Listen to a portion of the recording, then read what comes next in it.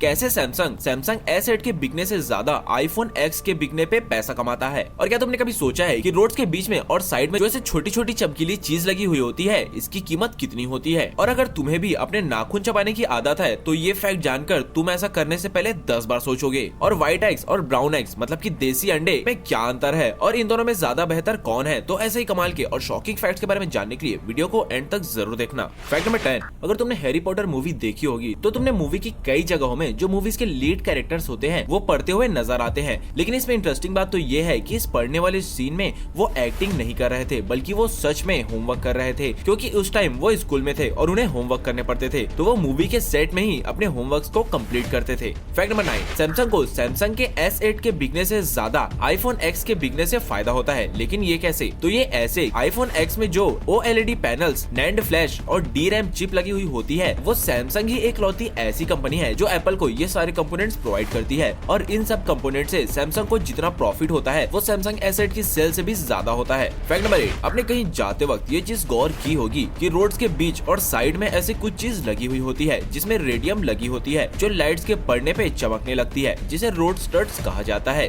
लेकिन तुम ये जानकर यकीन नहीं करोगे कि इस छोटे से एक रोड स्टड की कीमत करीबन 1000 से 1500 के करीब होती है। फैक्ट नंबर 7, मैनहोल्स, जो कुछ इस तरह से होते हैं जो एक ढक्कन के जैसे काम करते हैं। ये बहुत सी जगहों में होते हैं। ऐसे ही मैनहोल्स यूएसए में भी है। लेकिन इसमें इंटरेस्टिंग बात ये है कि यूएसए में जितने भी मैनहोल्स हैं उनमें से ज्यादातर इंडिया की हावड़ा जैसे शहरों में मैन्युफैक्चर हुए हैं। अब इसकी वजह ये है कि इंडिया में जो मैनहोल्स बनते हैं सेम उसी क्वालिटी के मैनहोल्स को बनाने के लिए यूएस की कंपनी 3 गुना ज्यादा चार्ज करती है और इंडिया में ये सिर्फ 1/3 ऑफ रेट पे ही मिल जाती है। फैक्ट नंबर 6, आर्टिस्ट्स को उनके काम के लिए अवार्ड दिए जाते हैं। कई बार उन्हें कोई दूसरी कंट्री में भी बुलाकर उन्हें अवार्ड देकर उनका सम्मान किया जाता है। तो दुनिया में 7 कॉन्टिनेंट्स है, ये तो तुम सभी को पता होगा। तो तुम एक इंटरेस्टिंग बात जान लो, शाहरुख खान और माइकल जैक्सन ये दोनों ही सिर्फ ऐसी पर्सनैलिटी है जिन्हें दुनिया की हर कॉन्टिनेंट से अवार्ड मिले हैं। Fact number 5, the statue of unity दुनिया की सबसे बड़ी स्टैचू है जो की करीबन 182 मीटर ऊंची है। और अगर इसको इसके बेस के साथ देखे तो इसकी ऊंचाई करीबन 240 मीटर है। अब इसकी ऊंचाई फोटो में देखने में तो समझ नहीं आती, तो जिन्होंने इसे सामने से देखा होगा उन्हें इसकी ऊंचाई का अंदाजा होगा ही कि ये कितना ऊंचा है। लेकिन अगर तुमने इसे सामने से नहीं देखा है तो जरा तुम इस इमेज को देखो। इस इमेज से तुम इसकी विशालता का अंदाजा लगा ही सकते हो। और मुझे नीचे कमेंट करके बताना मत भूलना, क्या तुमने रियल में कभी स्टैचू ऑफ यूनिटी देखा है? फैक्ट नंबर 4, भाई ऐसा कौन कहता है कि सिर्फ इंसान ही भंड होकर अजीब हरकतें कर सकते हैं? एक ऑस्ट्रेलियन पिग था जिसने एक कैंप से करीबन 18 बियर की कैंस चुरा ली और किसी तरह से उन सभी कैन से सारा बियर पी गया। और बात सिर्फ यही खत्म नहीं होती, और इतनी सारी बियर पीने के कारण वो नशे में आ गया और नशे में आकर वो वहाँ आसपास मौजूद काउच से लड़ने लगा। Fact number 3,